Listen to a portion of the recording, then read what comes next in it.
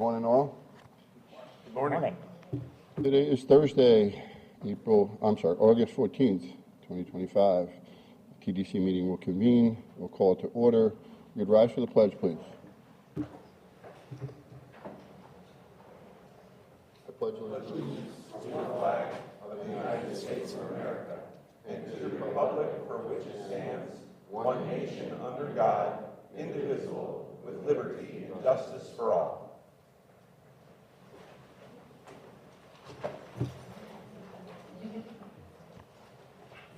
Thank you all. Go to a roll call, please. Here. Here.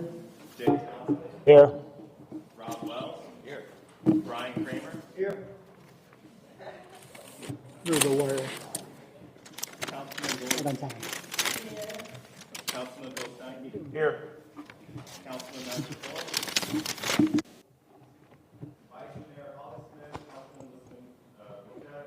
Mayor Dan Howard. The election are excused due to the law. Thank you so much. Next on the agenda will be public to be heard. Anyone from the public? See none. I'll close that. Municipalities to be heard.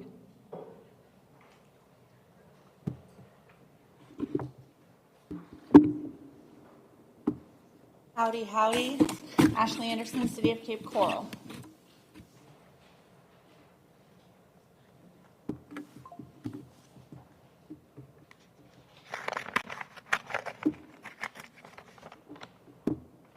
Good morning. So today I want to talk a little bit about some data that we pulled together for you and then also some highlights of the city. We thought this was interesting.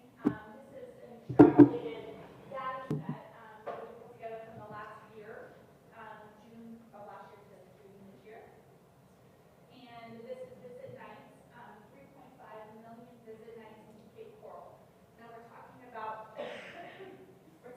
people living 10 miles away coming into the city, and we are up 2.3% since last year.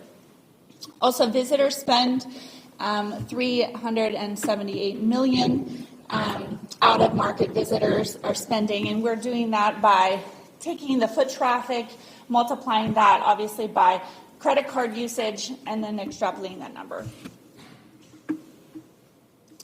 Additionally, you can see that Miami is actually our most visited population coming to our area, well, Cape Coral, and that is up 20% from last year.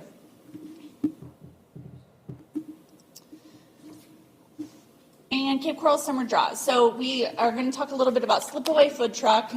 That started in July, and we have seen over 50,000 visitors.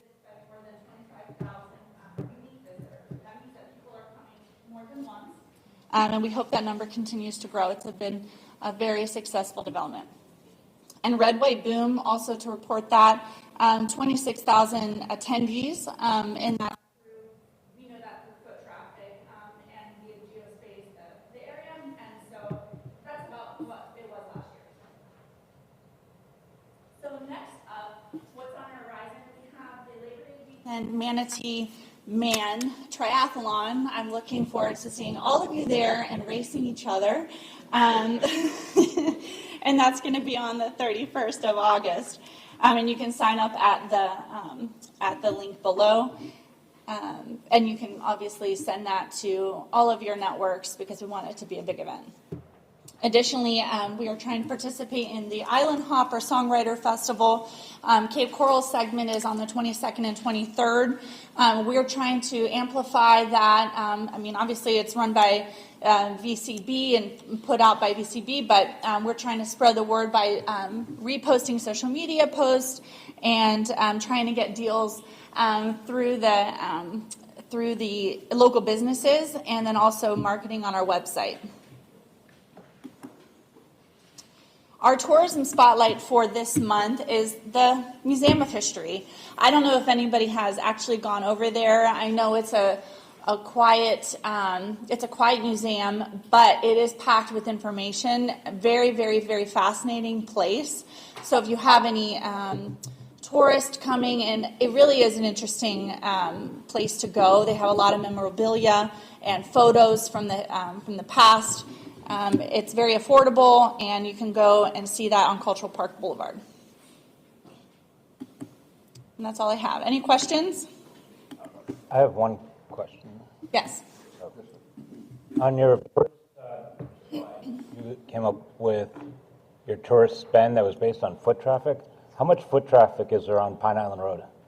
Well, I'd have to look that up, but specifically on Pine Island Road, we'd have to look that up. This particular data set is the perimeter and the barrier of Cape Coral City. So if you want to... Last I checked, Pine Island Road is in the city. Yeah, but I don't have that specific POI. Okay, thank you. But I can get it for you if you want. Hey, thanks for the presentation. The DMAs where their people are coming from. Yes. How did you pull that information? So again, it's an extrapolated number. So let me see here. So it's the metro and micro regions of where they're coming from. So it takes the top 10 or top 20, and then I just put the top 5. I guess, like, are you using their, like, tracking their cell phones, or are you Yes, getting yes. hotels to tell Yes, sorry, I didn't understand. Yes. So Placer AI is a foot traffic tool that takes your cell phone. So this number is even lower than probably what it is because your phone has to be on, your location has to be on, and you have to be using a cell phone, right? So these are numbers not only from the cell phone, but also it's cross-checked with credit card usage. Yeah. And typically, just because we use Pacer AI as well, typically, it's the way you set it up so it's out of area phone. Like we set it up so it's out of area phones. We're not tracking, we're not as interested in local traffic moving around, but we're more interested in who are visitors from out of the area. So meaning that phone is primarily in a zip code that is not a local zip code.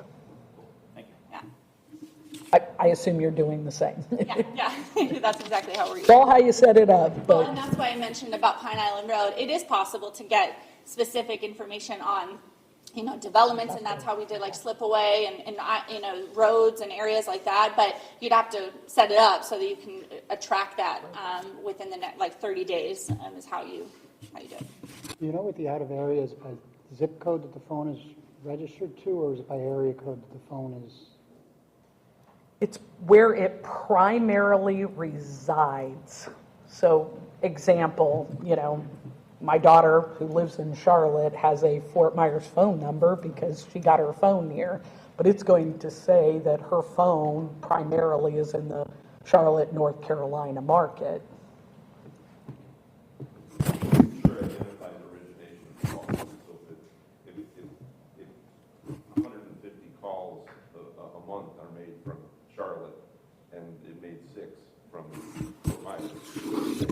Primarily Charlotte, correct.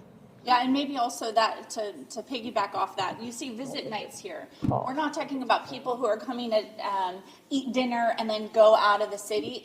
It is able to determine an entire night. So those numbers are pretty spot on. And again, this is also not just for hotels. This is people spending night, whether with their family, in an Airbnb, hotel, whatever. We're just talking about their presence in the city within a 24-hour or 8-hour night period. That makes sense. Okay, thank you.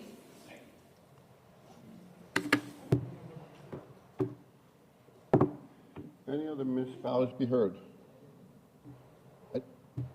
No, I'll close that. I did pass over the approval for the June 12th minutes. Can I have an approval? So moved. I have a motion. I have a second. Any comments? Anyone opposed? Seeing none, motion carried unanimously. Next is presentations. Need a Fish Company. Marty and Joey.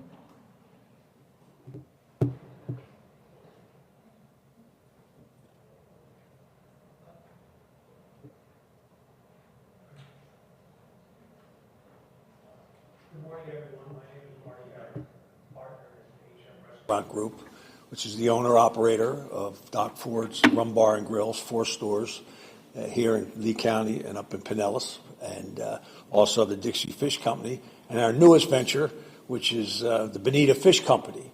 And we've had quite a great run here.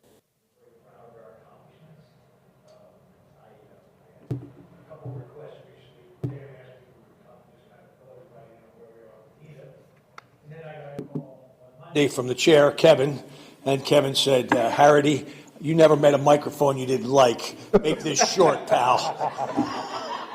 So having gotten those instructions from Kevin, who I had the pleasure of working with on city council for a lot of years, and I thought it best to bring my partner, one of my partners, Joe Harity, in here, who ramrodded the entire Bonita Beach program, or Bonita Fish program, and let him kind of fill you in on where we are. So having said that, here's the guy who made it all happen, Joe Harity. Thank you. Sorry, we don't have a presentation. You have to stare at this desktop, but so we're getting really, really close. We're hoping to open middle of October, sometime in that time frame. We're finishing as we speak our menu build out, so that's a lot of fun for us internally. We're testing a lot of food and stuff, and we're getting our hood inspection actually tomorrow, so that'll be wrapped up. So the place is starting to look like something. It's starting to look like a restaurant you can occupy, and we're going to do our health inspection next week. So it's all moving ahead. So we're really excited. Middle of October is our deadline to open. And then the next project with that are the docks. That's something that a lot of people have been asking about. The plan is to rebuild the docks in the same exact footprint, so it's roughly 35 slips or so. We're gonna rent those out long term, year leases. Hopefully, we'll have probably 15 to 20 of those allocated for restaurant use, which will be great.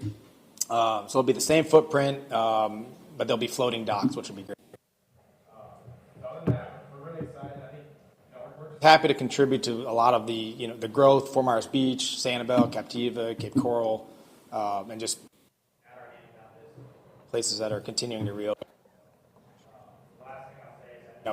With all of the news about the purchase of Bonita Fish, the Bonita Bills, I think we're just super happy to see all the support with what people have said about how we're really not changing a whole lot. We're kind of trying to preserve that culture of what Bonita Bills was and that old Florida feel. And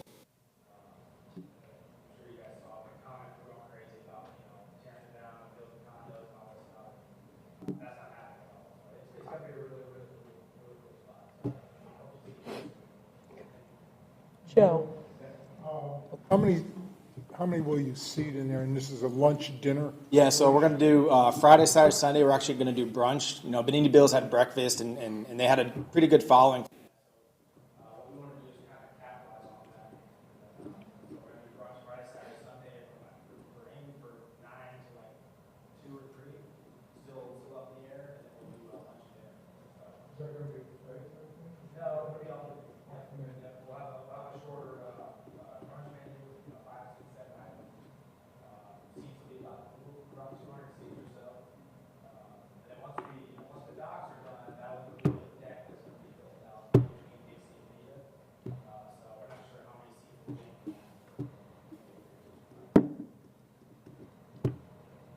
Joe, would you talk a little bit about your meeting space there? I think for some of the people in the room, to have an additional meeting space at Fort Myers Beach, I think there's a lot of value. So next to Bonita Fish, they have that event space that we just currently renovated. We're calling that Bayside at Bonita Fish Company. That can hold events up to 120 people or so, inside, outside seating. For right now, if you have an event, we have a couple events we're booking now. The food will actually come from Dock Forward until Bonita Fish opens. Food will come from there, but it's a really cool space. It's all completely renovated. We can do any type of events, birthdays, weddings, receptions, anything like that. So, waterfront, inside and outside seating. So awesome. Thank you for asking that. I forgot to mention that. Just a couple follow-ups. How many locations do you have now? So there's 4 Dock Fords, Dixie Fish, and one Bonita Fish Company. And how many people do you approximately employ? Just under 500. Great. Thank you so much. Good job. Anything else? Appreciate the opportunity. You actually listened to me, Marty. Wow. It's going, Joe. Very good, Joe. Very good. Next person is Jackie Bizak. I saw you. Hey, Jack.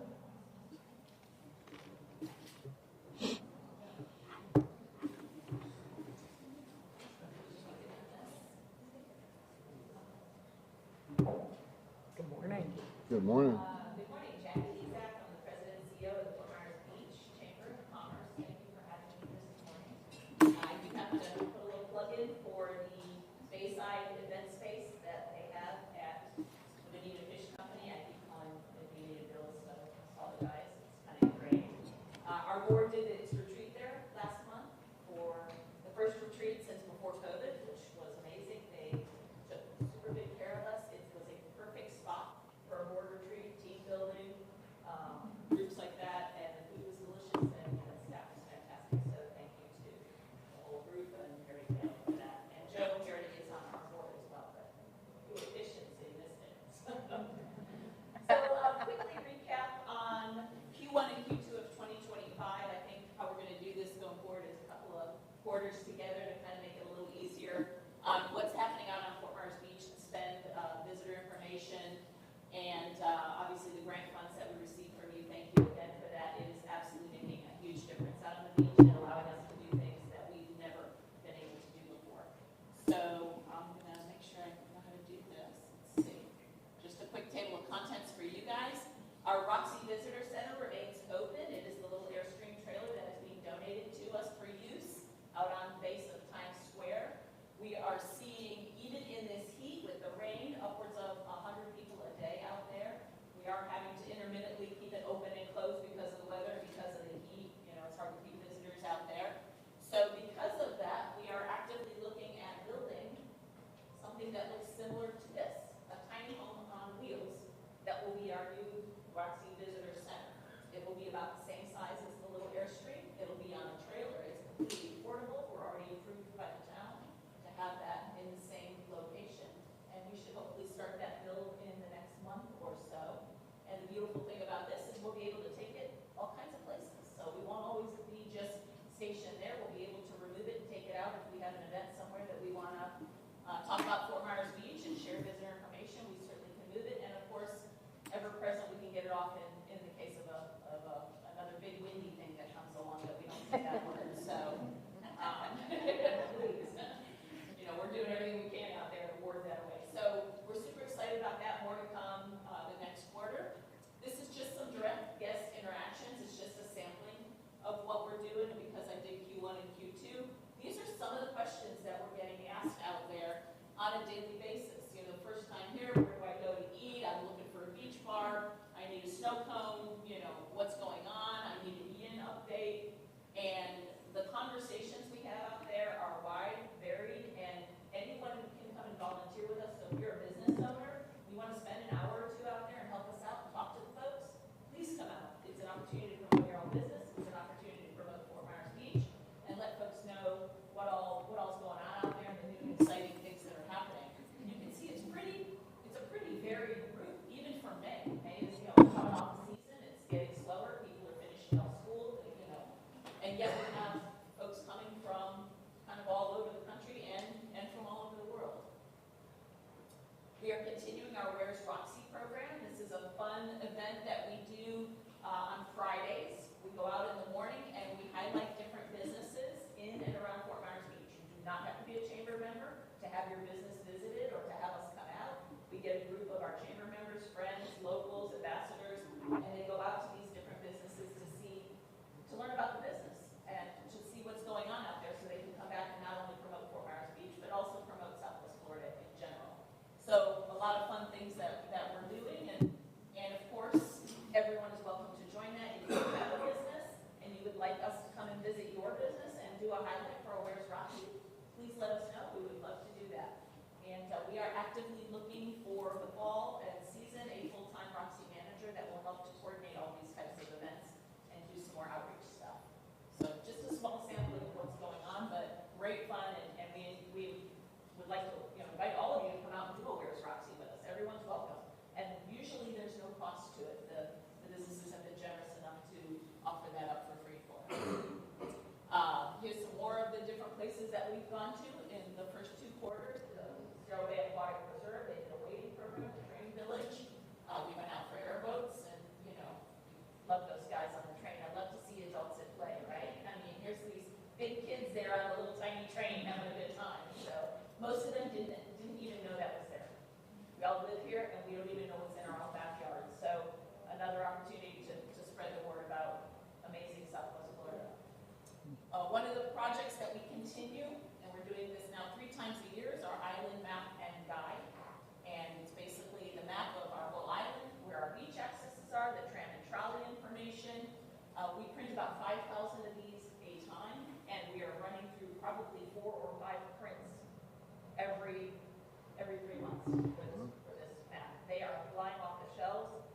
Shout out to Pink Shell. They're putting them in their vacation rentals, and they're asking for 1,000 at a time and using those up pretty quickly. And on the back of this, each of the folks who we have as sponsors helping cover some of the costs have a QR code. You can go right to their business, get a deal, find out how to find them. And it's a super easy way for a guest to tear one off, make notes on it, hold it up, put it in their pocket, their purse, whatever, and take it with them. And of course, we have our weekly chamber chatter. Many of you in this room did that on Monday mornings. It's just our weekly email that goes out. We talk about what's coming up the next week, 2 weeks, 3 weeks in Southwest Florida, on Fort Myers Beach, and in the surrounding area. So it kind of gives people a quick snapshot of, you know, Monday morning. It takes you 3 minutes to roll through it and see what's catching your eye and get more information about the different things that are going on. More membership outreach. We are constantly looking, obviously, to grow our chamber membership, to retain our chamber members, and because that does help to support us. So we like to put these things out that shows we are bringing value back not only to your business and to your employees and to the residents on the island, but to the greater Southwest Florida area as well. So this is just some of the different membership materials that we are utilizing to help continue our growth and to sustain ourselves. And visitor outreach. We've got a lot of really great things going on that we have never, as a chamber, been able to do before. I've never had marketing dollars to spend to help the chamber and or Fort Myers Beach and or Southwest Florida. So this kind of stuff has really made a huge difference for us. We actually have printed materials now, which is exciting. We have our iPad and mobile apps that we're running. And of course, I do a whole lot of podcasting and getting out there. I'll come out and talk to anybody, anytime, anywhere about Fort Myers Beach. I mean, if you've got an opportunity for me to come speak, small group, big group, on a podcast, on a TV show, whatever, I'm all ears and I'm happy to do it. And we'll come out. So this is one of the podcasts down at the bottom that I was luckily asked to help out with, and it's really been successful. Spreading that great word out there. We continue with our Sunday Bayside Veterans Park concert series. I invite you all to come out on Sunday evenings, 4 to 7. It's free. We have a different local band every week. Again, keeping it local, trying to support the bands that are here in our backyard that are also residents of our community. The surrounding businesses help to sponsor this. Businesses on the island help to sponsor. If you're a nonprofit, we offer you space free. You can come out, set up a table, share your nonprofit information. If you are a business and would like to sponsor, please let us know. It's very, very reasonable. You can set up a tent, and we're seeing anywhere between 200 and 1,000 people on Sunday night. And on an evening where we would have nobody down there. And it has been super successful. This is actually run now for over a year and a half, every Sunday night, weather permitting. Super excited to announce we're going to start a Friday night series as well in September. We're going to start with Labor Day weekend. We've got a huge band that is going to be our first kickoff band. So we will have live music Friday and Sunday night for free for the community. So it's a great way to encourage people to come out, come for lunch, come for an early dinner, watch a show, and then the Tiki Lighthouse Bar has a reggae band following us. So you can go from here, go over and listen to some reggae to finish up your Sunday night. And this is one of the flyers that's coming up. This was a June show that we had done. And you can see all the sponsors down on the bottom. So media coverage, again, I continue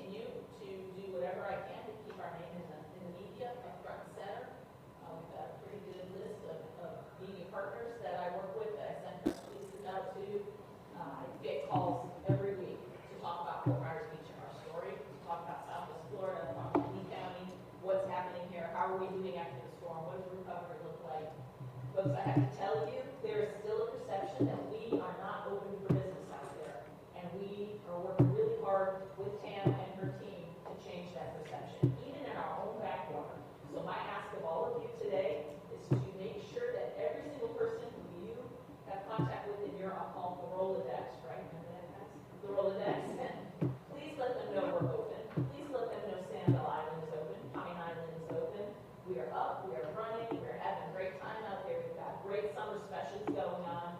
Please come out and visit us because we want to get over that hump about, we're closed, we're damaged, there's still debris everywhere. I get calls every single day. And no, come on out, come on down. It's time to come back. It's okay. You need to make peace with it. Come out, see how it's changed. Great things are happening. We're growing. There's construction going on. There's new homes. There's new families moving in. There's new businesses opening up. So please come out and support us. We continue to work with Visit Florida very, very closely, Destination Magazine, to promote Fort Myers Beach and the surrounding area. We're taking advantage of every opportunity Visit Florida has, and also with the VCB, any of the different programs. I know we just had our meeting for our media share program, so we'll be jumping in on some of those things as well. Those have been great programs. If no one out there has done those, please look into them. Just like Sandal Island, it's like every week something's happening. We've got a ribbon cutting, a grand opening, something new to show, something new to talk about, and some of our old favorites like SOB just open and it's packed all the time. We're putting great food out, so please come down. We can't wait to do the new Video Fish Company opening. As you can see, we had our library in the first quarter. We had Seaside open up in the first quarter. So it's exciting to be able to welcome all of these folks back. And I did run some accommodation numbers on the island, Tam. I need to get those updated numbers to you. But it looks like we're running about 60% now of our pre-hurricane accommodations open. We've had quite a few condos pop up in here in the last couple of months with a few more coming. So the condos definitely on the upswing. And I think I'm bullish on the fall season with our snowbirds coming home. I'm waiting for those car carriers, guys. I'll let you know when I see the first one coming over the bridge, because that's like the first rod of spring and the fall thing when the car carriers come and they go. That's how we know that the snowbirds are coming. Some search performance and page views. Our website just amazes me. Continues to be the website that's out front. I get calls for the Edison Ford Museum. I get calls for the Broadway Home. I get calls for the Key West Express. Our website is just smoking right now, and we're getting some really good traffic on it. And it's interesting to see where they're coming from. United States, Canada, always 1 and 2, right? But Germany, UK, Switzerland, Italy, Netherlands, France. So we do have folks looking at us from abroad, although we are not seeing the traffic now that we are normally seeing at this time of year. We are very, very slow comparatively. And we had, with your Let's Listen program last week, we all talked about that, and thank you for the recap on that. Yes, all of those things that you hit were spot on about the messages coming back out. And of course, here's some quick page view detail. It's a lot, guys, but what I really like to see is I'm looking at the year over year, and if you can see, we're trending up since the storm. I mean, every month, pretty consistently trending up on those page views. So that's really my takeaway. It's a lot of data, but our impressions, March 2025, look at 2 million Google impressions. I mean, that's we're talking about before COVID. I mean, we're in the area before COVID, so I know we're on the right track. We're doing the right things. Always room for improvement, of course. This is not my world, but I'm learning. So I was asking about the Placer AI because I'm looking at that right now as well for us. So all kind of things that we're able to do. I apologize for the darkness of these slides down on the bottom. Again, not my world. I'm not the IT guy, but basically what I'm looking at there is the uptrend tick on our followers on the pages, and then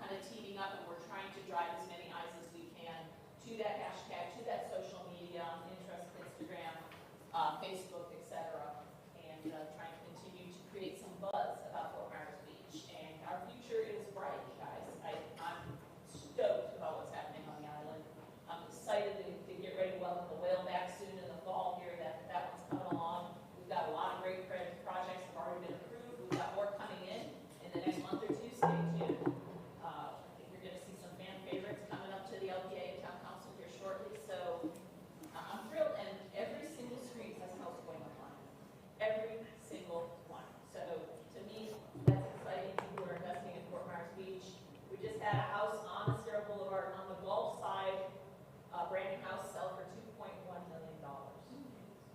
Whoever thought? I mean, right? But it's beautiful. It's not even on the water. It's a dry lot, and yet there we have it. So we're finally coming into our own. Any questions? Oh, come on, guys. Something. Great job.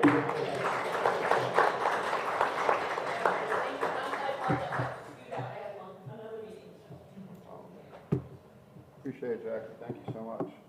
I'm going to move the new business up. I know there's one other person other than myself that will leave a little prematurely. So I'm going to move the new business up so we can deal with the voting items. That's okay with everyone. So the first item is the approval of the third quarter FY25 budget reports. Good morning, everyone. I'm your fiscal manager, April Green, for the record. As usual, our operating budgets are running like a fine-tuned machine. We are right on target. The operating budget for VCB operations is pacing right at 67% of budget. And the next slide is the beach and shoreline budget. It's pacing at 68% of the budget. The sports development budget, it is pacing right at 74%. And really nothing to chatter about. If you have any questions for me or for Tam, I'm here to answer those. If not, could I get a motion to accept the budgets? Any questions? If not, I'm always so proud of this. This just always makes so much sense. And you guys just done a fabulous job of keeping a budget and doing what's supposed to happen and making us proud of this county. Oh, thank you very much. The managers are very in tune with their budgets. any other comments or questions? If not, I'll entertain a motion to approve. So moved. Second. I have a motion and a second. Any discussion? Anyone opposed? Motion carries unanimously. Thank you. FY25-26 proposed budget report. So on the proposed budget report that was provided to you, I think in your emails a week or so ago, and I'm basically here to answer any questions that you may have of me or Tam. And if not, a motion to accept the proposed budget as presented. Give up. Second. Second, okay. Motion and second. Any discussion? Anyone opposed? Motion carries unanimously. Thank you very much. Thank you, everyone.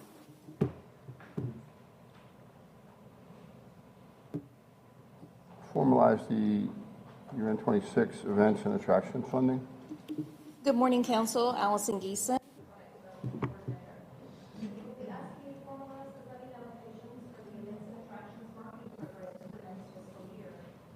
Recognize and thank the TDC Marketing Subcommittee, who spent time reviewing 46 requests and participated.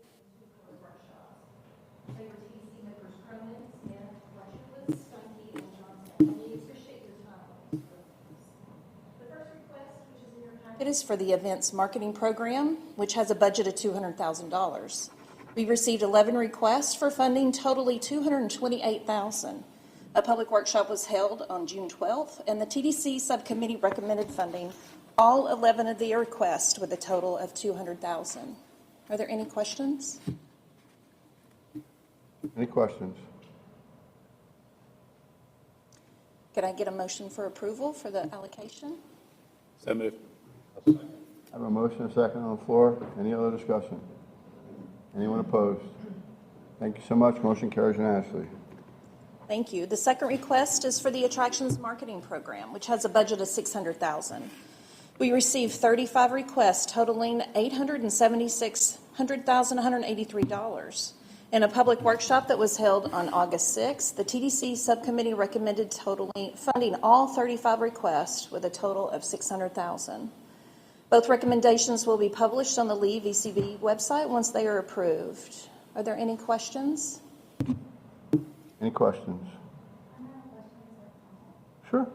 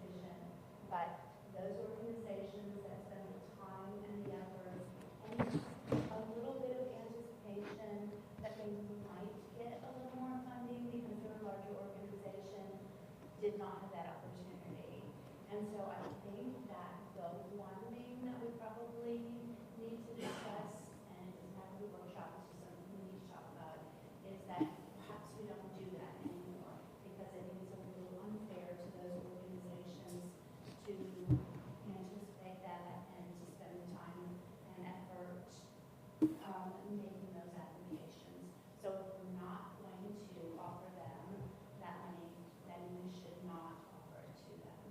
And so I would like to have that discussion, and perhaps you could send a little information out about, that little bit of discussion to the entire TDC so that they can visit that and decide if that makes sense. So that's the only thing I have to say. Other than that, we worked very hard, 30 applications, and about anywhere from 10 to 25 pages each was a lot to review, and the committee was fabulous, and we worked really hard, and we spent a long time discussing these, and we were very methodical in our discussions, and I think everybody cared very much about making sure that very small organizations, which, as you all know, I have been an advocate to make sure that they are helped a lot. And but I think that we might want to revisit that and say, this is the number. So.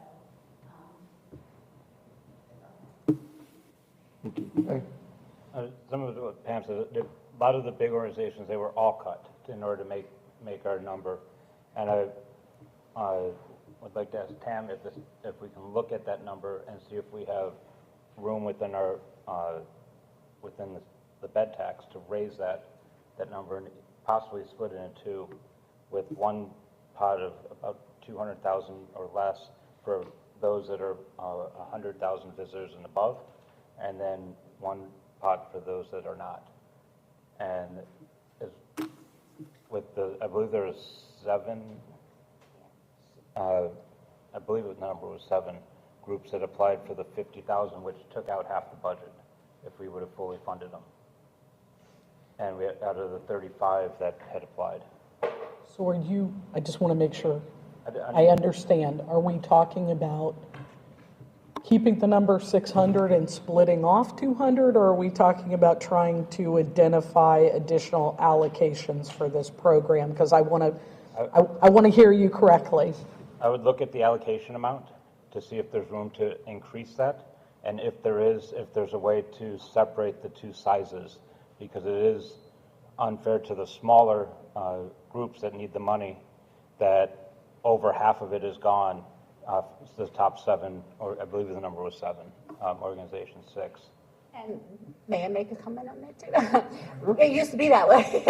We have the CCC, which the Convention Council is no longer. Got a couple though. The numbers are growing. Board Home, which were our two, mainstay. And then I think we might have even had a ding darling to it one time when they were like at 1 million, right? People coming in a year.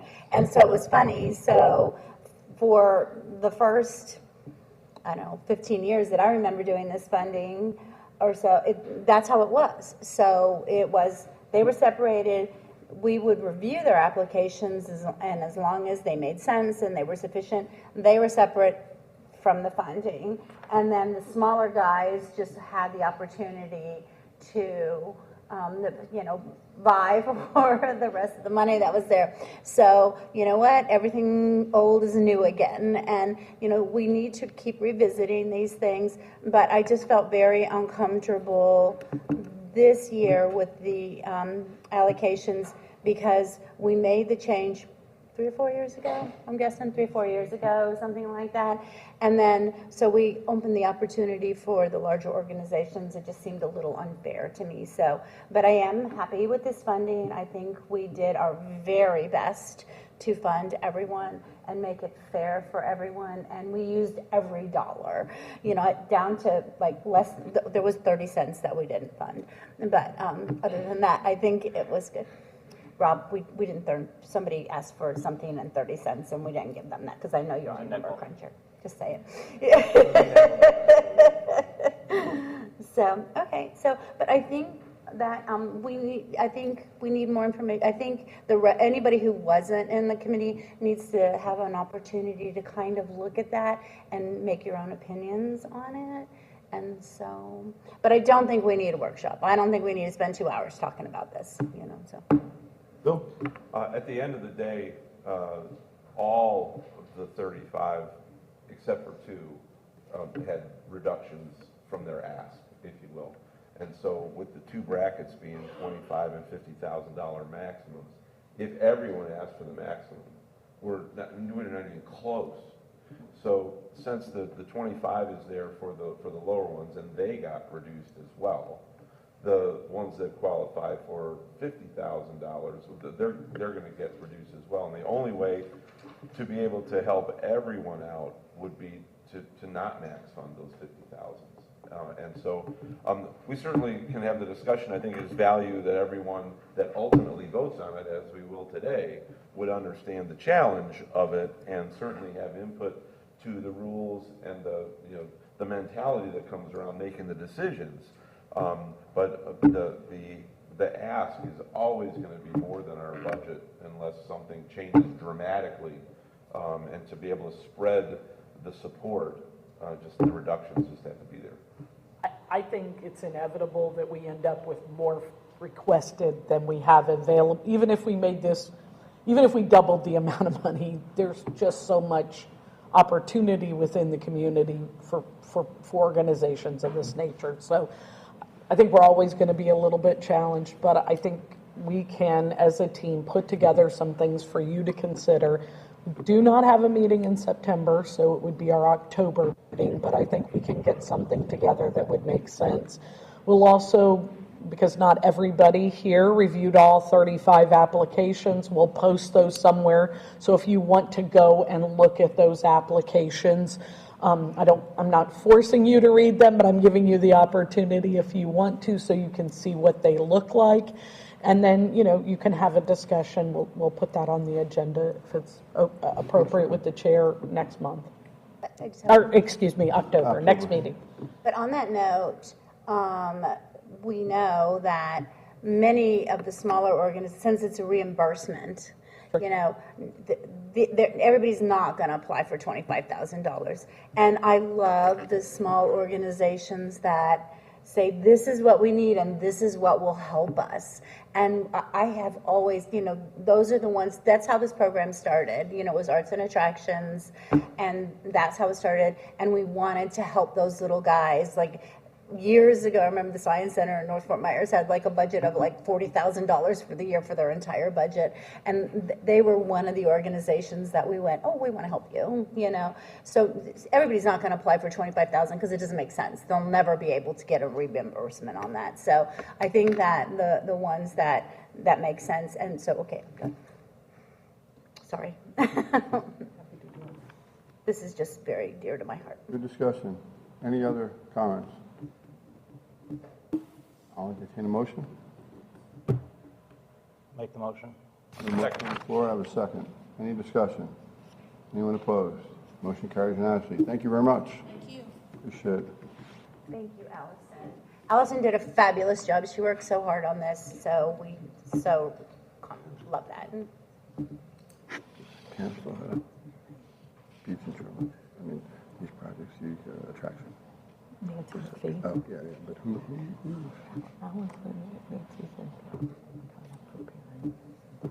Okay. It's a lot. Appreciate it. Now we'll go back to the executive director's report. All right. Bed tax collections in both, since we did not have a meeting last month, you're going to see 2 months of data. Bed tax collections for May were up almost 14%, and just a little under 8% for June.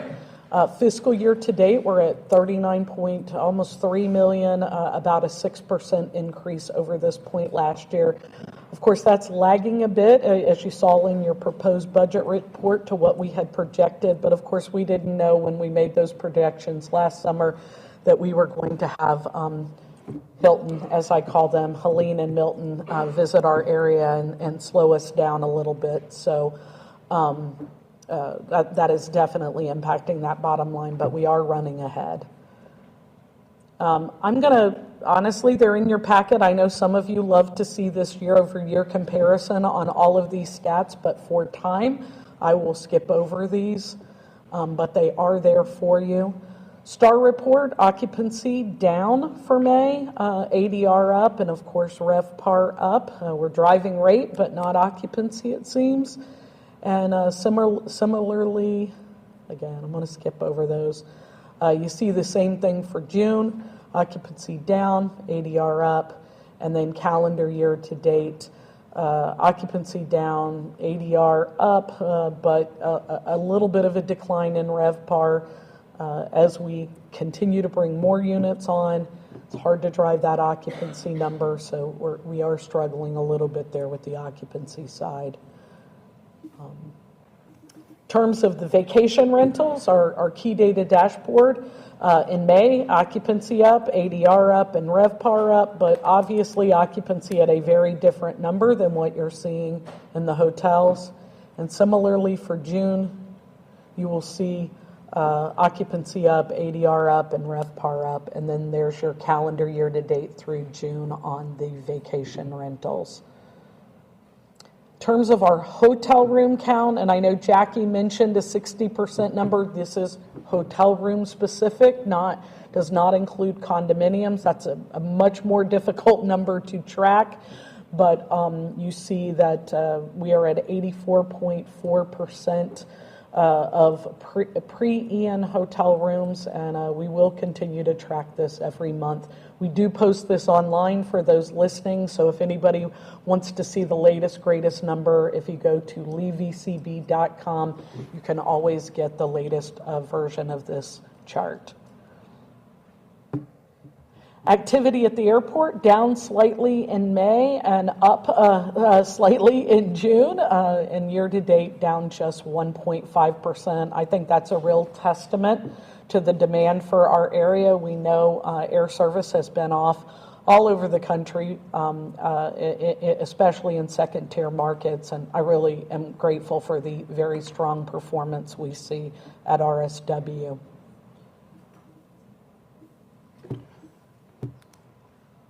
All right, I have two other things before Pamela comes up. Sorry, Pamela, I'm a little slow here. I want to introduce to you a new staff member with the VCB, Ashley Smith. She's our new brand campaign manager. Ashley, will you stand up? Stand over here so they can see you. Thank you so much. Ashley is a results-driven marketing professional with a strong background in strategy, brand development, content creation, and media buying. In her most recent role, she championed development and production of national and regional campaigns for over 500 franchise locations of Godfather's Pizza.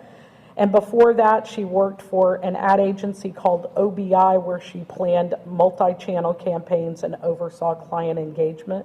She is a native of Nebraska and earned her degree in journalism and mass communication with a focus on advertising from Creighton. And we're really lucky. She is already familiar with the area. Her sister and her niece and nephew, is that right?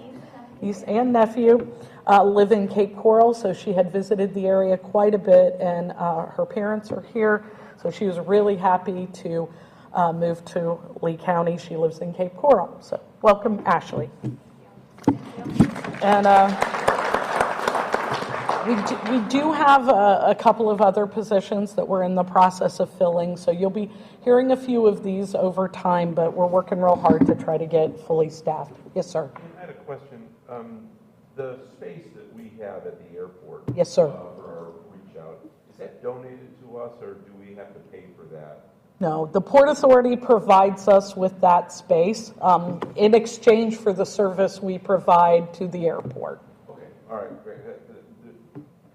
In a public view, there was a discussion around, with the expansion of the airport, that rental rates inside of the airport for those businesses that take up space is going to grow up relatively dramatically. I didn't know if that would have any effect on us at all. No, as we don't pay, that multiplication ends up being a zero change in, in it. But we're grateful for that space as they are grateful for the service we provide. Great, thank you. It's a great partnership. Absolutely. I have one more thing I want to say before we get going on the reports from the departments. We held 3 listening sessions last week, and I just want to say a big thank you to everyone who participated. There are a few people in this room that were there, and there are a lot of people probably watching online that were also there. Very, very valuable insight gained from those conversations. We did send out a summary of what we heard. I've heard back from several people that they really feel like that summary it was a good capture on the conversations, but we also sent out along with that list, the summary was a link to, if you could not join us, please give us your feedback on what's going on in your business, a little survey, about a 4-question survey. So any partners that are listening that were unable to join us that would like to give some feedback, please do so. We value that feedback very, very much. And Brian and I cannot wait to share with you what we heard and how we're incorporating that into our plan when we have our annual meeting in November. So stay tuned for more on that. Ray is unable to join us today, so the communications report is in your packet. With that, I'm going to bring up Pamela Johnson, who's going to present the sales report. Good morning. Good morning. Allow me to reintroduce myself. It's been a minute since I've been up here giving the report. As you all know, our colleague Jill Vance retired, and we are actively in the hunt for a new director of sales. So I am presenting our group and domestic sales activities today. To start by a little bit of context to my discussion, I want to touch on what's happening in the broader landscape of meetings and group travel. Overall, we're seeing group bookings with shorter lead times and smaller budgets and definitely more scrutiny. This is happening nationally and locally. We heard similar comments expressed last week. As Tam just mentioned, we had the listening sessions. So when it comes to group travel, things are a little bit all over the place. Some properties are doing really, really well and with very strong outlooks, and some are not doing as well. Florida continues to be a top destination due to the ease of access and also obviously the weather, but competitions amongst destinations is really intense. And, we have a lot of new product and luxury product being built in our neighboring communities. So that's a factor that, that's always in play. And we're navigating that landscape by staying visible and proactive. And we have a relationship-driven sales approach. So let's get into our KPIs. This slide right here shows our year-to-date performance against our goals across several sales metrics. We sourced over 272,000 group room nights, and we're slightly behind pace, but trending in the right direction. Our booked group room nights are pacing ahead at 39,400. We're seeing a softening in wedding leads for this quarter, which mirrors the national trends. Our FAM attendees, site attendee numbers, and community engagement goals are pacing on target or slightly ahead. So these numbers reflect both a mix of challenges and opportunities, especially given the industry-wide shift towards shorter planning windows and smaller meetings. And so now I want to talk about some of the sales activities that cover April through June. Our attendance at meeting planner trade shows remains important to our lead generation strategy. During this time period, we participated in events such as Helms Briscoe's Annual Business Conference, MPI's World Education Conference, and others. And so these events bring us face-to-face with meeting planners and who are actively sourcing destinations. Switching over to the travel trade, one highlight that I'd like to present this quarter was our Florida West Coast Sales Mission. It was led by Jennifer Walla on our team in collaboration with local hotel partners. This is when we go out as a group and we sell the destination. Before we sell our individual hotels, what there is to see and do. We talk to travel advisors who are still very much in play. The sales mission focused obviously on Florida-based travel advisors, many of whom obviously are booking within the state. And it's a chance to position Lee County as a top option for clients looking for authentic, family-friendly, couples-friendly vacations that are all within a short drive. We're also honored to be included in Visit Florida's and Travel Weekly Advisors as Ambassadors program. So this initiative brought 16 top performing travel advisors to Florida to explore eight of the state's top destinations, including our own. We hosted 2 travel advisors in Lee County, and they experienced restaurants, attractions, beaches, and all of the great hospitality in our destination firsthand, and then shared their experiences with their networks and their clients on an educational webinar hosted by Travel Weekly. So this type of peer-to-peer recommendation carries incredible weight, especially in this very experience-driven planning environment. Looking ahead, we have several important activities on the calendar as planners continue to book later and expect more tailored experiences. We're really doubling down on anything that's high-touch engagement. Those opportunities allow us to showcase the destination in person. So in conclusion, before Charm comes up, I'd like to just leave you with these 3 takeaways. And that is meetings and group travel are definitely maintaining. There is softness in the market, but the appetite for authentic coastal Florida experience remains high. Our team is actively working with meeting planners, travel advisors, travel trade to keep Lee County top of mind. Through visibility, partnerships, relationships, and qualified lead generation. So to talk about what's happening a little bit in the international space, here's Charm Evans, our Global Sales Manager. Thank you, Pamela.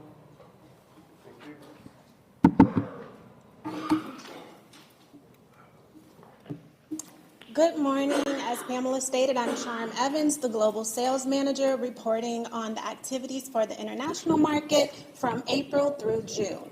We are keeping an eye on the market sentiment and working closely with our international teams, travel trade partners, as well as the Lee County Port Authority to ensure that we are staying on top of those latest developments as we are staying committed to our key markets while looking at new market opportunities and trends in assessing our strategies to remain actively involved in our marketing initiatives, consumer events, training sessions, and travel trade activities so that we keep Lee County top of mind for those international visitors. Some of these activities include our Visit Florida Canadian Sales Mission that we participated in Toronto, where the team engaged with 60 travel advisors, tour operators, and airline partners, as well as some destination education FAMs that were conducted, where our region hosted a joint collaboration with the Bradenton area CVB, and that consisted of 8 product managers from the Germany and Swiss market. And we also worked with Brand USA on their mega FAM event, where we had 12 Italian and Swiss advisors in the destination for a half a day to get a taste of our islands, beaches, and neighborhoods. While they were here for a short time, we did engage with the group and showed them our various offerings and genuine uniqueness of the destination. In addition to that, we participated in Visit Florida, or USTA's IPW that took place in Chicago.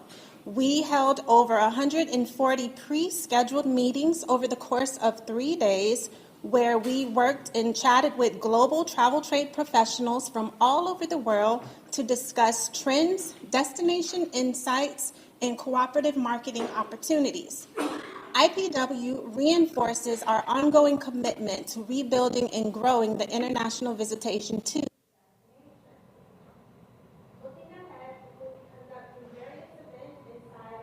Canada, including the Association of Canadian Travel Agents Industry Summit, and we will be participating in the Selling Travel North American Agent Training events taking place in London, Bristol, Leeds, and Edinburgh. And that concludes my report.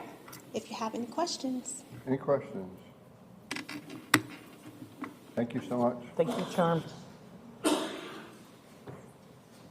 Ask Simone to give us the visitor service report. Good morning, Simone Bayer, giving you the update on visitor services for the third quarter, April through June. You can see the third quarter totals on this slide. The fiscal year to date, our volunteers assisted 809,452 visitors and residents at the airport. They worked 25,305 volunteer hours at a value to the county of $804,699. They assisted at 16 different special projects. The top request during that time period for accommodations was the Drury Inn at the airport, Margaritaville Beach Resort, and the Residence Inn also at the airport. The top attractions, aside from the beaches, was Ding Darling, Edison and Fort Winter Estates, as well as 6 Mile Cypress Slough. Top activities was canoeing, kayaking, fishing, and going to local restaurants. On April 4th, we celebrated our volunteers at the 35th Annual Tourism Ambassador Appreciation Luncheon, which took place at the Marriott Santa Barbara Harbor Resort. And thanks to so many of you who were there honoring our volunteers. We appreciate that. We were involved in various community and partner support events, such as the Fine Mark Women's Tennis Championship at Bonita Bay, an event at Sydney Byrne Davis Arts Center, as well as the Destinations Florida Marketing Summit at the Westin. And did you know there is such a thing as National Superhero Day? It's every year on April 28th, and we feel that our volunteers are superheroes. So on that day, we did have capes for them, and they were able to greet the traveling public all day long in the capes, and we did have a lot of fun with that. Big thank you to our partners for hosting our volunteers on various destination education training sessions, such as the Wonder Gardens and Sugar Shack, Lee County Solid Waste, and the Burroughs Home and Gardens. 2 special projects that took place. We celebrated National Travel and Tourism Week with our dolphin and manatee outreach at RSW in early May. And then June 21st, we celebrate National Seashell Day with our volunteers handing out shell-shaped lollipops at the airport. Looking ahead, a big thank you to Shangri-La Resort for hosting our volunteers in September. And then just over a week away, next Friday, August 22nd, we'll be celebrating the 25th Annual E-Awards right downtown here at Calusa Sound. And I know so many of you will be there honoring our hospitality and allied industries employees. Thank you so much. And that's it for me, if there's any questions. Thank you so much. All right, thank you, Simone. Now I'd like to ask James to come up and give us an overview of the April through June research report, visitor tracking, occupancy, and economic impact.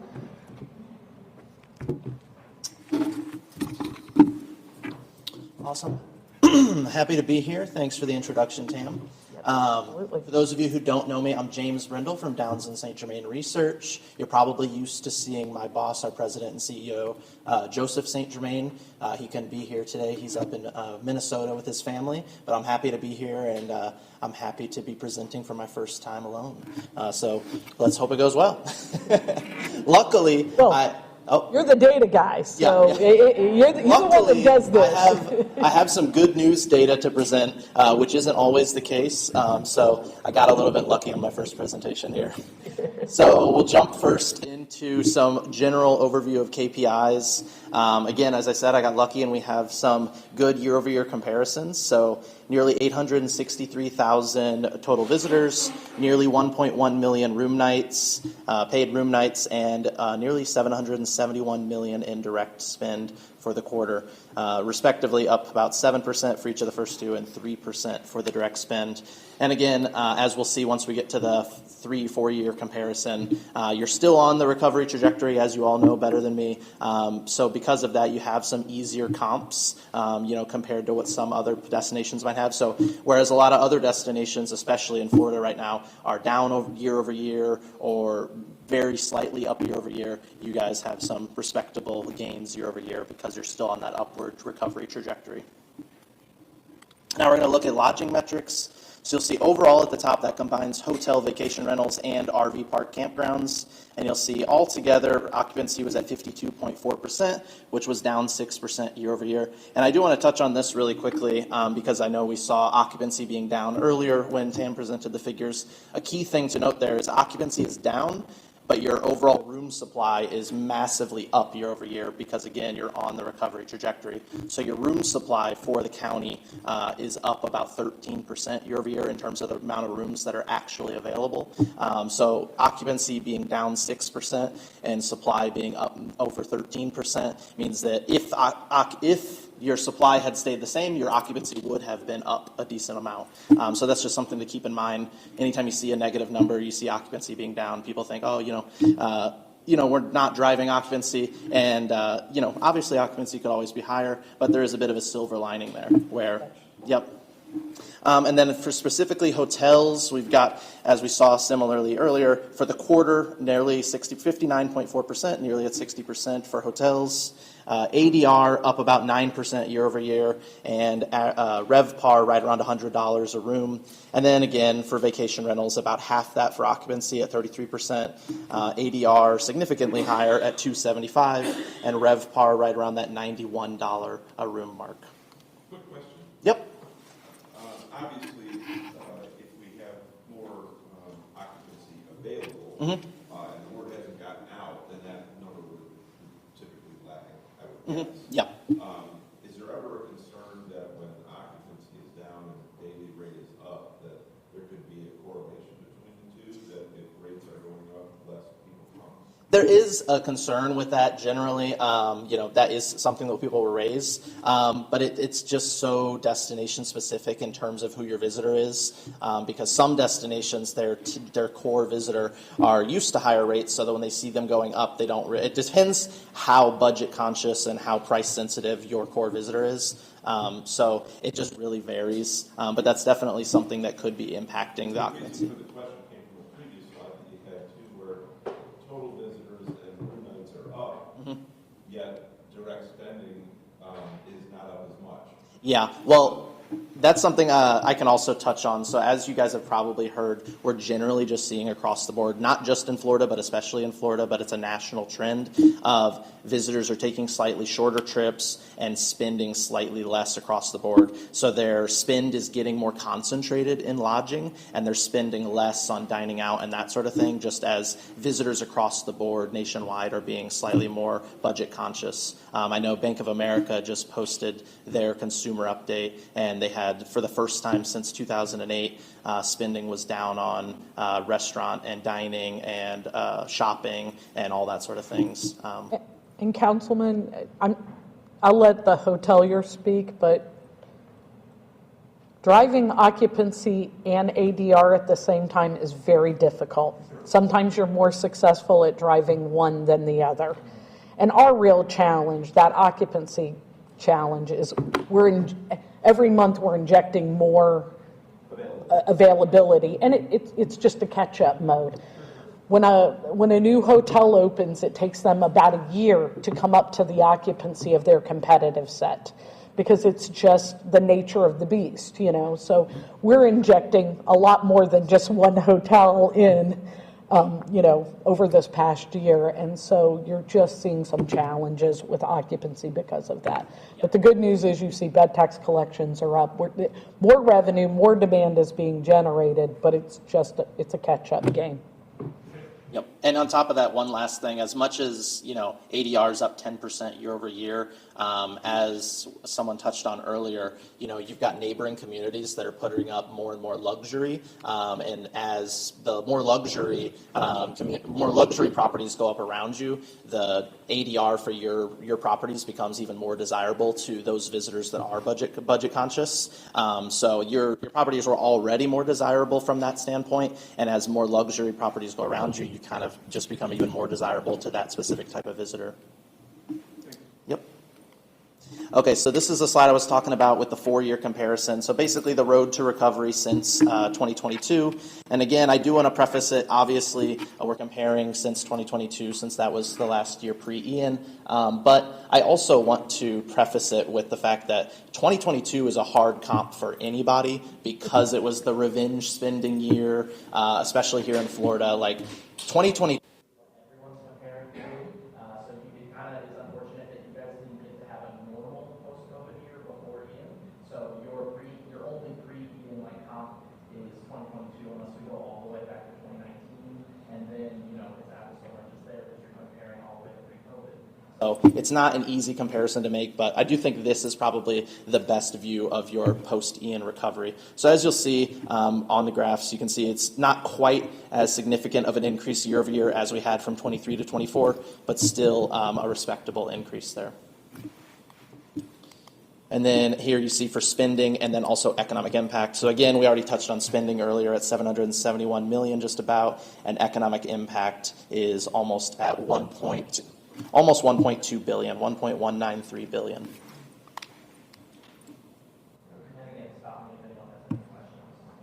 Now we're going to talk about visitor origins and transportation is not on the slide, but visitor origins. So as you all know, your core demographic is the Midwest. We see the Midwest at 30%, then followed closely behind by the Northeast and the Southeast at 25 and 21% respectively. Also, something that's important to point out is that your international year over year was stronger than what we've seen across the state. And again, that's because you guys are comping to a recovery year. So there's people that maybe hadn't come back at all post-Ian yet, and we're starting to see them come back, a certain select few. And, that's why your year over year international is looking stronger than some of our other areas that we're seeing across Florida. And then as you all know, just nationally, it's a trend that we're seeing. It's harder right now to get those Canadians and Germans and Europeans, et cetera. So that's something that we're looking into to try to help the CVB potentially target additional areas of interest to bring additional international visitors in the meantime. And then for domestic origins, we see New York, Chicago, Philly, Atlanta, and Minneapolis as your top 5. And then we've got Boston, Detroit, and Washington, D.C. Doubled up there for some reason. For visitor profile, just really quickly, median age was 53. That was up year over year slightly. I think your median age last year was 50. First-time visitors, you had more first-time visitors this year than last year. It was up from 26% to 31%. Your median household income of your visitors was down very slightly, just a few $1,000s in annual income. And then traveled with children, we saw less visitors traveling with children, and your party size and length of stay were both down very slightly. Again, just matching a national trend that we're seeing of slightly less lengthy stays and slightly smaller travel parties. Now I'm going to jump into, we've changed this part of the report a little bit. So this part of the report used to be basically just the graph on the right and then a summary of the graph on the right. And now we've replaced that with a data point and an insight. This is after feedback from this board and similar boards of other client areas across the state. Boards are just wanting, as competition increases, you're wanting additional deeper dives, additional analysis that can kind of help you guys know what to do, next steps, and how to compete in this ever-evolving tourism landscape that we're seeing. So for the second consecutive year, beach and relaxation have increased as the reason for visiting. Not only is that definitely partially due to the recovery, as the beaches are more online, there's going to be more people coming for the beaches. But something that we wanted to touch on is that this aligns with the national trend of people taking vacations that have a relaxation focus. Now, at first glance, that might sound obvious, like obviously people are taking vacations with a relaxation focus. But post-COVID, has anyone here heard of JOMO? J-O-M. I know you probably heard of FOMO, fear of missing out. Well, there's a new term that's going around the tourism space, JOMO. And post-COVID, as more people, like myself, I work from home, as more people are working from home and their work and social life are getting everly more intertwined, and you can't get away from work and you can't get away from that world, people are just completely disconnecting, and their vacations, or at least that subset, their vacations are focusing even more than before on the being unplugged, being completely disconnected from that world while they're on vacation. And what better place to do that than in Fort Myers Beach, Fort Myers, Sanibel, Cape Coral, etc. So I just wanted to touch on that if anyone, go ahead. JOMO is the joy of missing out. Yeah, sorry. Yeah, so fear of missing out is the people that are overly connected, and you're always worried that if you're not checking social media, you're going to miss the next cool big thing. And joy of missing out is people who are taking they're happy that they're able to turn off their phone for a few days and just sit out on the beach. So now we're going to look at some promotion recall. So at the top right there, you'll see we ask a question in the survey that I'm sure you guys are familiar with. It asks, within the past 6 months before they booked their stay, did they see any advertising or promotions for the area? Of those people, 32% of them said that they had. And then we asked them what type of advertising or promotional material did they see. And as you'll see, social media topped the list this time. Social media, I believe, has topped the list before, but it's usually the internet, just like basic search engines and that sort of thing. But yeah, social media topped it and had the largest year-over-year increase this year, from like 36% up to 42%. So we wanted to point that out and see that that's a trend that we're seeing across many of our Florida destinations. And with that, the insight being that as social media's role in vacation planning continues to grow, the amount of attention that VCBs are putting on social media planning and multi-channel strategies and that sort of thing should likely also continue to grow. Community stayed. This is, again, touching on a bit of the recovery aspect. More visitors are staying in Fort Myers Beach and Sanibel Island. Again, as more rooms open up on Fort Myers Beach and Sanibel Island, the visitors are going to start filling those rooms more. So the largest year-over-year increases that we saw in terms of the share of visitors staying in the community was Fort Myers Beach and Sanibel Island for this quarter. Least liked features, again, someone touched on this earlier in terms of the construction, ongoing construction and that sort of thing.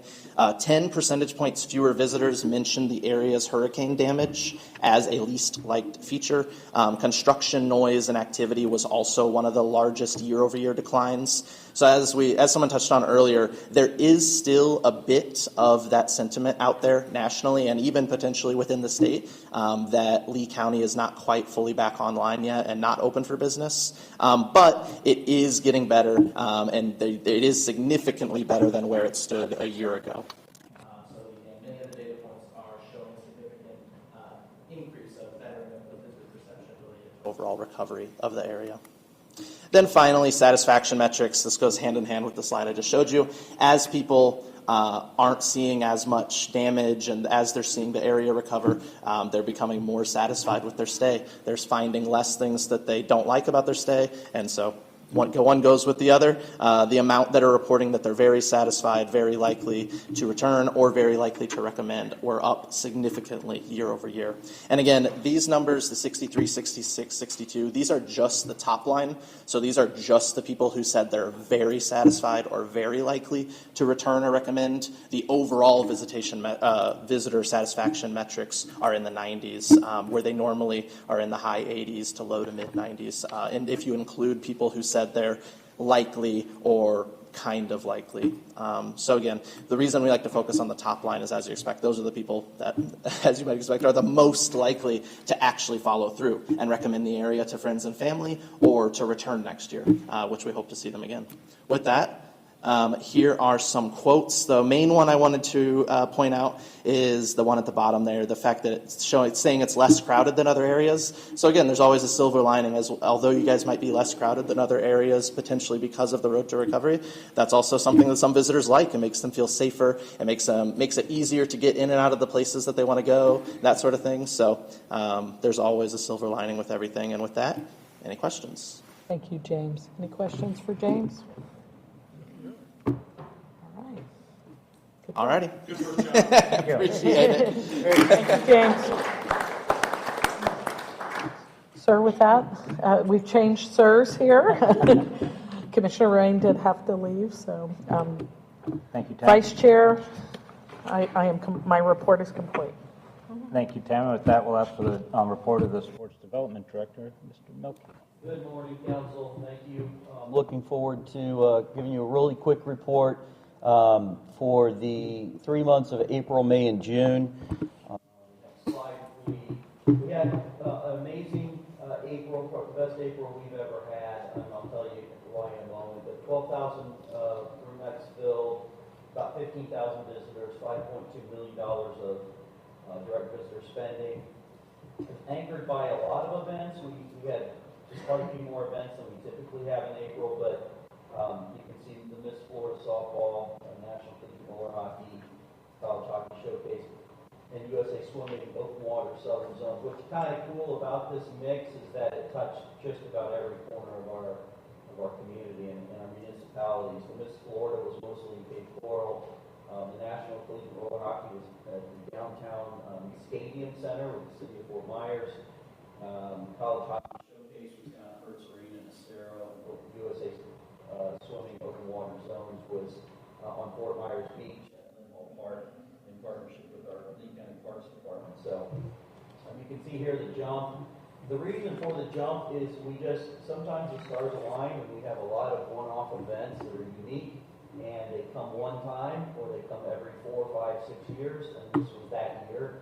The National Collegiate Roller Hockey, the last time they were back was 2017. They're supposed to come back in 21 for COVID. The facility wasn't available, and so they had to skip a cycle, and so we did get them back. So that was a big event, and we had to bid with our local swim organization, local swim team, to get the U.S. Swimming Southern Zones, and we get that about every 5 or 6 years too. It's about 8 states in the southeastern United States that bid on it.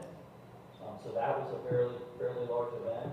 We also had a bowling event in April, which are typically in June or May, and so that's why it bumped up. If you take those one-offs, though, we still would have had a great April of about 8,000 room nights. So April was a good month for us. May is more typical. 12,000, almost 13,000 room nights, about 14,000 visitors, $5.2 million direct visitor spending, anchored by starting to get into that baseball season. The perfect game, Memorial Day. We had a basketball championship down at Stero Rec Center in Waxahachie.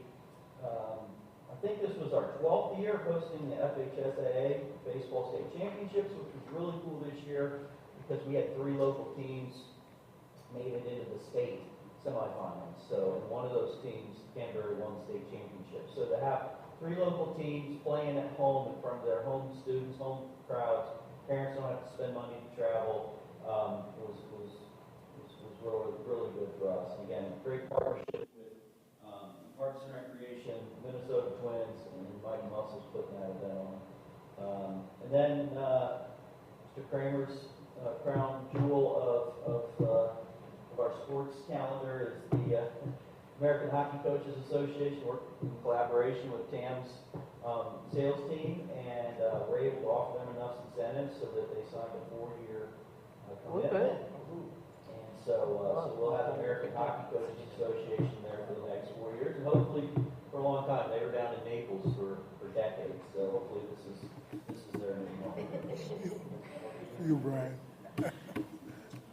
All right. Next slide, June. All right, so June, 18,400 room nights, almost 19,000 sports tourism visitors, $7.7 million in direct visitor spending, 9 perfect game events. This was going to be a weird year for perfect game in baseball because there was the All-Star game in Atlanta this year, which disrupted a whole bunch of their Atlanta business. They have a tournament that's got 700 or 800 teams that play in it. They all had to be displaced, and some of them squeezed into June and other destinations because we already had stuff going on down here. But needless to say, 9 events. The Babe Ruth in the city of Fort Myers and Fort Myers American was great. All Ivy hockey down at Hertz Arena, as well as the Florida Everblades, and then we did have a pretty sizable volleyball tournament. It's hard to do volleyball in Lee County because we're the competitors around the state with the Wiregrass and Polk County, big box, large indoor centers. They can put 16, 18, 20 volleyball courts under one roof, and we're putting 6. And so, but we spread them out. We have great customer service through the Parks and Rec department, and so we are still able to grab a hold of some volleyball business. So again, kind of a typical June. I'm looking ahead. I'm concerned that July is going to be a little down, mostly because perfect game again was disrupted with the All-Star game. Also, their biggest product that we have, which is called Baseball Championship Series, actually decreased 1 day. So again, it has to do with parents. They don't want to spend 6 and 7 days at tournaments. The feedback they got, so they have made their tournament a day shorter, and so that obviously affects some room nights. I did want to mention a couple of awarded events that we've gotten recently. For only the second time ever, our partnership with K-12 BMX Club, we're going to host the USA BMX Nationals next January. So that would be a heavy lift for them, but it's going to really showcase their club nationwide. And then also really happy to announce that the Kingdom of Netherlands has selected Fort Myers Lee County as their training center for their national baseball team before they play in the World Baseball Classic next year. So we will have them working out at Terry Park for a couple weeks next February. And again, that continues to evolve through. You'll remember we did a lot of stuff with Ireland's girls fast pitch softball team. So to have the Netherlands coming here, choosing Lee County over a lot of other destinations that they could have picked was good for us. The last thing I'll mention is in the packet. If you'll remember the last report I did, we were missing the Savannah Bananas report because we were still gathering data for the February. It is now in the TDC report. We worked very similar to some comments we heard earlier today about trying to get zip codes for ticket sales, and when we put it all together, it was a pretty good event. There it is. We sold, it was a 3-day event at Jetblue Park. We ended up selling 33,700 tickets, of which 62% of those tickets were local, so those come out of our economic impact completely. But 13% were regional and 24% were out-of-state tickets sold. So when it was all said and done, we estimated that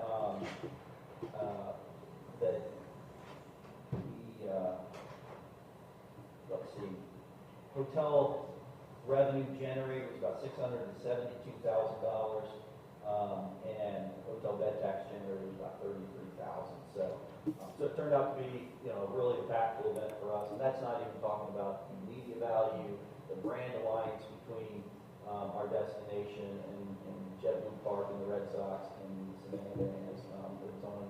It was streamed on television many different times, and so we think it was a successful event. And if there's any questions? Any questions? Can we get in the back of the schedule? We will probably not ever get the Savannah Bananas back because of the size of the facilities they're playing. They're selling out Clemson football stadium. They just sold out Coors Field. We sold 2 nights or 3 nights out in Fenway. I don't know, Victor, if they've been in Minnesota yet, the Twins complex, but they're selling out major venues. So what they have offered is to their second most popular team is the Party Animals. And so the Party Animals have broken away from the Savannah Bananas and are now leading their own tour. And so we have bid on Party Animals playing against one of their other teams. And so we'll see. We haven't found out yet where all the locations are going to be. It's an enterprise, that's for sure. Absolutely. Any other questions for Jeff? Jeff, thank you. For council information. There are a lot of items in your packet, and this is what happens when I have 2 months to identify things that I think are of interest. But the very first one in your for council's information is our quarterly report on our activities with Visit Florida. And I know some of you like to use that when you speak to your legislators and tell them how important our relationship is with Visit Florida. So I just want to point that one out. And you know, you've got a lot of reading for me if you so choose to partake in it. So by a lot of reading, you mean over 250 pages? Yes, sir. There are a number of statistical reports. One from our partners, our representation in England, talking about the UK market. There's several research reports in there. But good info. I wouldn't share it with you if I didn't think there was value. So if you're interested, read it, and if not, I get it. We're all swarmed. Thank you, Tam. Yep. TDC member comments. We'll start with council members. Thank you. Brian? Thank you. Brian? No comments today, thanks. Nigel? Well, just July 4th, just bring it up. It's becoming an all-day event in Bonita with the parade in the morning, which anywhere between 10 and 12,000 people show up for that now. So it's become something that's actually supporting the downtown, which is great. We actually held a workshop last week, and it was our Parks and Rec department that put it on, but very interesting that we had surprisingly good participation by the public. And the number 1 and 2 areas that they would like us to spend their tax dollars were the new aquatic center that we've been talking about, and Rails to Trails and the Trails project. So to see the support of the public on BERT, and for those of you who don't know, City of Bonita Springs has committed $17 million to that project. City of Estero has committed $15 million, and although Collier County has only said $1 million, I think there's more there. So we're about 40 to 45% of the way there. We're seeing other interests. So I think that's going to be a viable project going forward, which will affect both counties and certainly Lee County. It's a great sounding project. We just need money. Don't we all? Thank you. All right. Nothing to do. Rob? Tony? Just beach renourishment on Captiva starts supposedly pumping sand on September 4th, starting at Turner Beach going north. The total projects should be about 60 days unless we get some weather. But again, we're supposed to start staging eventually the next couple of weeks. So we'll see if that all goes accordingly, how it works. But really how rebuilding Dune, especially when you go north of Dune, a lot of severe erosion, so should go 60 days. We hope it's all done. So just so you know. Great, thank you. Any other comments? Nope. With that, I'll take a motion to adjourn. Motion? So moved. Adjourn. Take care, buddy.